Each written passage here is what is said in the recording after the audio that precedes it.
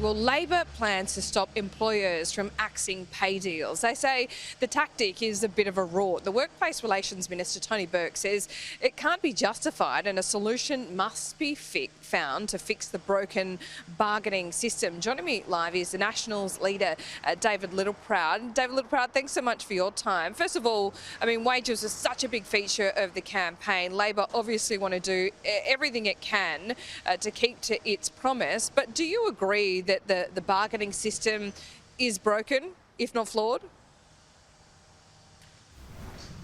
Tony Burke was part of the government that implemented, that Anthony Albanese sat at the cabinet table and implemented around enterprise agreements, particularly for these larger companies, that if they can't get to an agreement, they go to the independent umpire, the other institution that this Labor government put in place. It's the independent umpire that should make that determination. And this is really just payback to the union movement. You can see they're high up in the stirrups now that Labor's won. They're going to be running the show. They want this changed, even though it was Labor that put this in place. So I think it's important that we stick to the primacy of independence, and Tony Burke's getting close to verballing the Fair Work Commission here in telling them his intent and what he expects from them. I think it's important principle that we always maintain that independence in the Fair Work Commission. It's important that he adheres to that, and while they are going to have a job summit, it's important to understand that this individual case has in fact been a negotiation for some 2 or 3 years with over 50 meetings with unions that have broken down, has now been referred to that independent umpire to make a determination. And the only reason, as I understand it, that they'll see a reduction in their pay is because they'll go back to the 2020 award rather than the enterprise agreement that they'd sign up to. And I think this company, as I appreciate it, concern is around the fact that while they're interested in pay increases, they want productivity to be part of that, and I think that's a principle even Labor supports, but they don't want the union movement being entrenched in management decisions, and I think that's a fair thing. When you own your own business, you've got the courage and conviction of your own wallet, you should be able to make your own decisions within the regulatory framework to decide how your business operates. Sure, but are you suggesting that what Tony Burke is about to put forward in this speech amounts to meddling with the independence of the Fair Work Commission? How?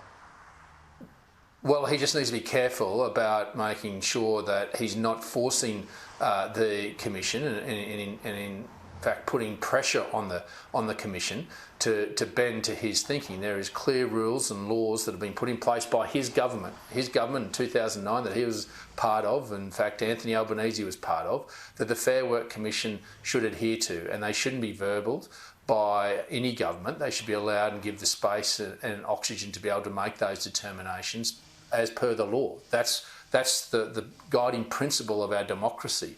Now, if Tony Burke, after the Job Summit, wants to bring forward legislation, he'll have to get both houses of Parliament to agree to that. But the letter of the law is important. The independence of the Fair Work Commission is important, and it's important that Tony Burke allows that rather than trying to pay back to union mates.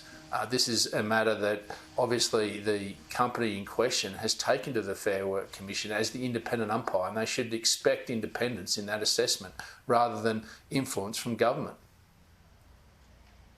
A great source of anxiety has been foot and mouth disease on our doorstep. Australia has not closed the border. That's something that you, I guess, tacitly supported, it, not wishing to verbal you, David Littleproud. But where we are from a week ago and a month ago, are you confident that everything is being done at the moment?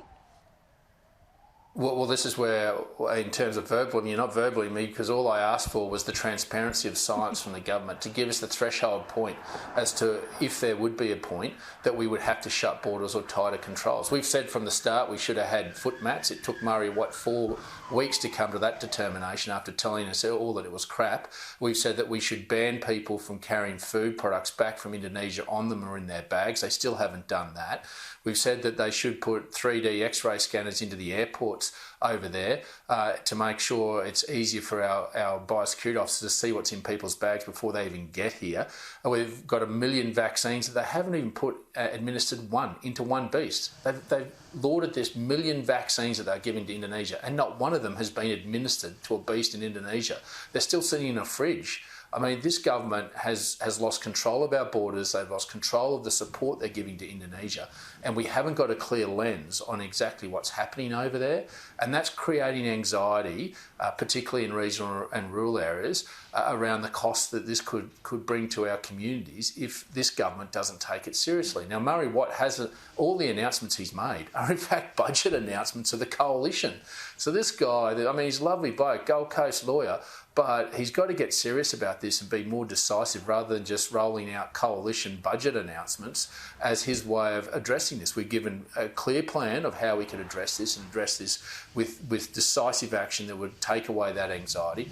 But he's been asleep at the wheel, and Murray Watt obviously just isn't up to the job.